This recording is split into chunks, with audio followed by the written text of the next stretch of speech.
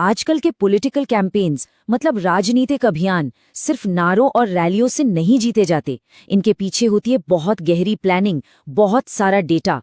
तो आज हम बिल्कुल यही देखने वाले हैं, एक असली केस स्टडी, एक ऐसा स्ट्रैटेजी डॉक्यूमेंट जो एक चुनावी वापसी के लिए बनाया गया था।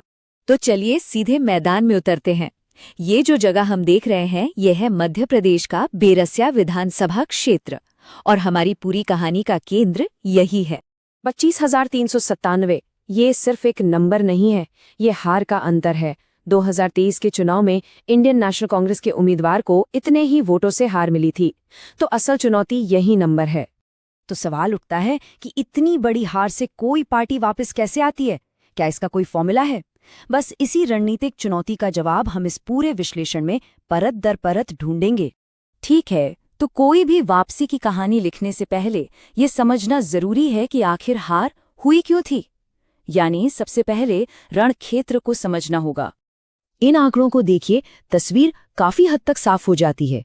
बीजेपी का वोट शेयर था 54.7%, जबकि कांग्रेस का 41.8%। मतलब दोनों के बीच एक बहुत बड़ी खाई थी जिसे भरना था। तो ये तो थी 2023 की कहानी, लेकिन किसी भी स्ट्रैटेजी का पहला कदम होता है डेटा में और गहरे उतरना, ये समझना कि वोटर्स का ट्रेंड क्या रहा है। ये जो डोनट चार्ट है, ये उसी खाई को, उसी चुनावी पहाड़ को दिखाता है जिस पर कांग्रेस को चढ़ना था। देखने से ही पता चलता है कि मुकाबला कितना मुश्किल था। हाँ, अब ये दिलचस्प है, 2018 और 2023 को जब हम साथ में देखते हैं तो एक अजीब सी बात नजर आती है। कांग्रेस का वोट शेयर थोड़ा सा बढ़ा, सिर्फ 2.5% के आसपास, लेकिन बीजेपी का वोट शेयर लगभग 7% बढ़ गया। मतलब अंतर कम होने की बजाय और ज्यादा बढ़ गया। और एक और बात, वोटिंग परसेंट लगातार बढ़ रहा था। 2013 से 2023 तक ज्यादा से ज्यादा लोग वोट डाले निकल रहे थे, पर इसका फायदा किसे मिल रहा था? जाहिर है सत्ताधारी पार्टी को। तो कुल मिलाकर डेटा हमें ये बता रहा था कि वोटिंग तो बढ़ रही थी, पर साथ ही हार का अंतर भी। कांग्रेस का वोटर बेस एक जगह आकर जैसे अटक गया था। लेकिन डेटा तो सिर्फ क्या हुआ ये बताता है, क्यों हुआ ये नहीं। असली कहानी तो जमीन पर थी। तो अब डेटा से हटकर चलिए जमीन पर उतरते हैं। असल में वहां के लोगों के मुद्दे क्या थे, वो किन चीजों से परेशान थे। ये देखिए, पानी और सफाई, सड़कें, किसानों की आमदनी और नौकरियां, ये सब हाई इंटेंसिटी वाले मुद्दे थे। मतलब ये वो चीजें थीं जो लोगों की रोज की जिंदगी पर सीधा असर डाल रही थीं। तो अब आते हैं इस पूरे विश्लेषण के दिल पर, यानी एक्शन प्लान पर। डेटा और जमीनी मुद्दों को मिलाकर जो ब्लूप्रिंट तैयार हुआ, उसे नाम दिया गया चतुर्मुख सिद्धांत। चतुर्मुख यानी 4 चेहरे या 4 मोर्चे। पहला था चुनावी, मतलब वोट का पूरा गणित समझना, खासकर SC-OBC वोटर्स पर फोकस करना।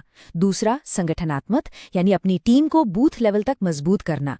तीसरा मोर्चा था नैरेटिव, यानी लोगों को विकास की एक सही कहानी बताना।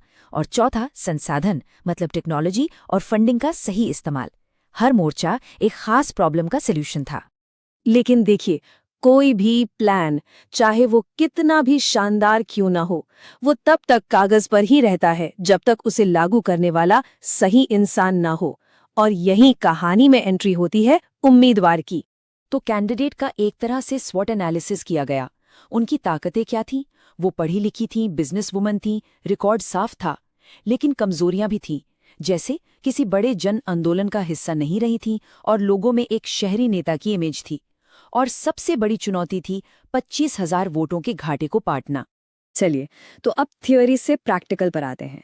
ये जो सारा डेटा ड्रिवन प्लान है, ये असल में जमीन पर कैसे काम करेगा, एक्शन में कैसे दिखेगा? प्लान को 90 दिनों के एक विन बैक लैडर में बांटा गया। मतलब एक एक सीढ़ी चढ़नी थी। पहले 30 दिन तैयारी और विजन बनाने पर, फिर अगले 30 दिन लोगों से मिलने जुलने और टीम को तैयार करने पर, और फिर आखिरी 30 दिनों का धुआंधार प्रचार। और ये सिर्फ पोस्टर और बैनर वाला अभियान नहीं था, पूरा फोकस डिजिटल पर था। हर मोहल्ले के लिए व्हाट्सएप ग्रुप्स, जिन्हें पॉड्स कहा गया, युवाओं के लिए कैंडिडेट के साथ एक दिन जैसी इंस्टाग्राम रील्स, और तो और फेक न्यूज से लड़ने के लिए एक फैक्ट काउंटर टीम भी। और इस पूरे डॉक्यूमेंट का सार शायद इस एक लाइन में छिपा है, अगर आप भीड़ खरीद सकते हैं तो आप शोर किराए पर ले सकते हैं। अगर आपको जीत चाहिए तो विश्वास अर्जित करें। तो बेरसिया की ये कहानी हमें एक बड़े सवाल पर लाकर खड़ा कर देती है। क्या आने वाले समय में हर चुनाव ऐसे ही लड़ा जाएगा? क्या राजनीति अब पूरी तरह से डेटा और स्ट्रैटेजी का खेल बन गई है? इस पर सोचना जरूरी है।